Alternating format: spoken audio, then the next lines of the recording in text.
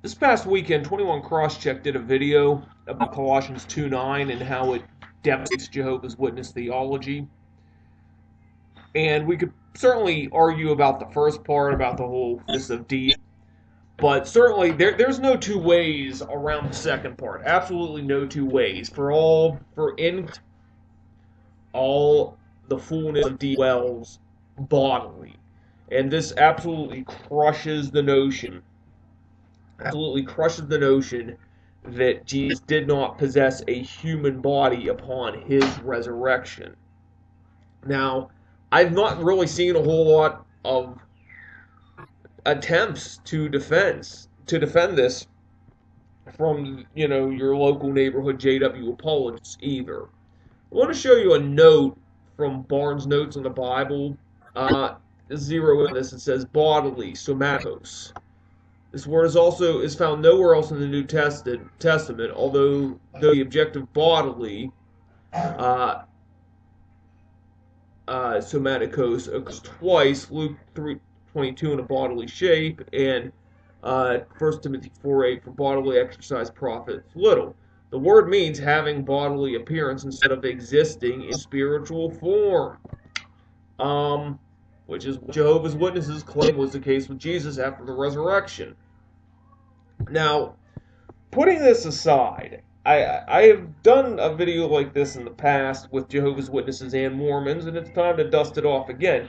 Just to really, if you're a Jehovah's Witness, I want you to think just how basically arrogant your leadership is, insisting they have this one right. Because, Colossians 2:9 has been around for a long, long time.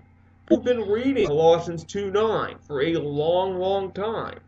I want to ask you, how do you think Justin Martyr in 150 interpreted Colossians 2:9? How do you think Tertullian in 220 interpreted Colossians 2:9? How do you think Gregory Nazianzus in 350 interpreted Colossians 2:9? How do you think Gregory the Great in 590 interpreted Colossians 2:9?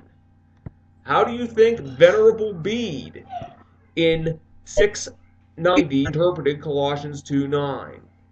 How do you think St. Francis of Assisi in 1100 interpreted Colossians 2:9?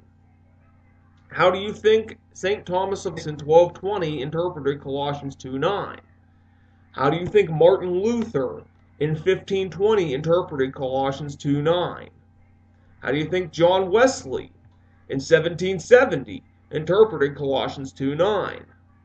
How do you think Charles Haddon Spurgeon in 1870 interpreted Colossians 2:9? Once again, you have the Watchtower insisting that all of these guys got Colossians 2:9 wrong, and it took over almost 1900 years for the right interpretation of Colossians 2:9 to come about. That is arrogant. That is not good. For Jehovah's Witness, please think about it. This is one of the many, many things that your organization has wrong.